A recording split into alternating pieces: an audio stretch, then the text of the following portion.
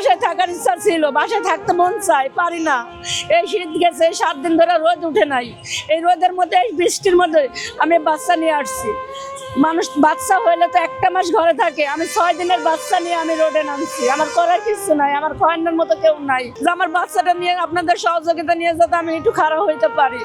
আমার বাচ্চাটা নিয়ে একটু খারাপ হইতে দেন, আমি এইটুকু চাই। বাচ্চা দুটার জন্য আমার খুব কষ্ট লাগে, কিন্তু আমার বাপ মার কাছে করার মতো কিছু নাই। আমার বাপের কাছে সেদিন ফোন দিয়েছিলাম, বাপেরে বললাম যে আব্বু আমি কি বাড়িতে আসবো? আব্বাকে কি না না না তুই বাড়িতে আসিস না, বাড়িতে এসে অশান্তি বাঁধাস না।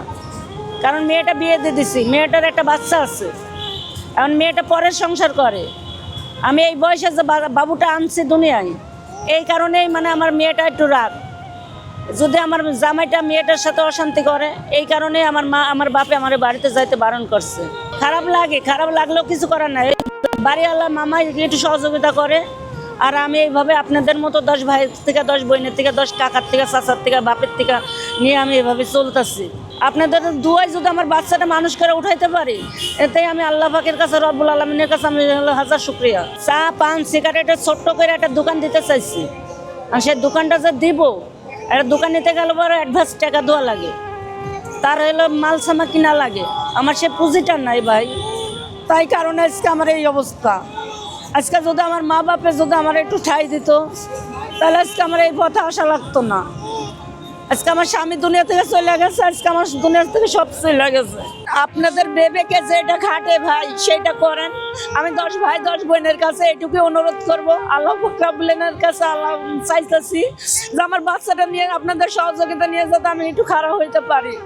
আমার বাচ্চাটা নিয়ে একটু খারাপ হইতে দেন, আমি এইটুকু চাই। বাসায় থাকার ইচ্ছা ছিল, বাসায় থাকতে মন চায়, পারি না। এই শীত গেছে, 7 দিন ধরে রোদ উঠে নাই। এই রোদের মধ্যে, এই বৃষ্টির মধ্যে আমি বাচ্চা নিয়ে আসছি। মানুষ বাচ্চা হইলে তো 1টা মাস ঘরে থাকে, আমি 6 দিনের বাচ্চা নিয়ে আমি রোডে নামছি। আমার করার কিছু নাই, আমার খাওয়ানোর মতো কেউ নাই। 6 দিনের বাচ্চা নিয়ে যে আমি এই ডেলিভারি মা, এই বাচ্চা নিয়ে হসপিটালতে বাড়াইছি 5 দিন আগে, আর 6 দিনের দিন আমি করে নিয়ে রোডে নামছি। সবাই রাগারাগি করছে যে বাড়ির পাশের বাসার সবাই, খালারা মামারা, ওরা রাগারাগি করছে যে তুই বাচ্চা নিয়ে কিসের জন্য যাইতেছ, 80টা তো মানবি, 40টা দিন তো তুই মানবি।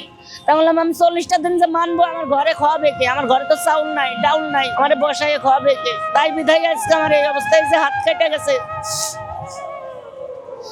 সাবধান স্প্রিং এ চাকরি করতাম, মালিকে আমার খালি চিকিৎসা করে উঠাই দিছে।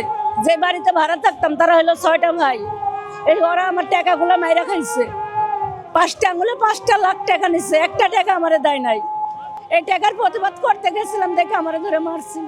তো ভাড়া থেকে তার হাতে মার খাওয়ার আমার সম্ভব হয় নাই, তাই আমি ওই জায়গাতে আশা করছি।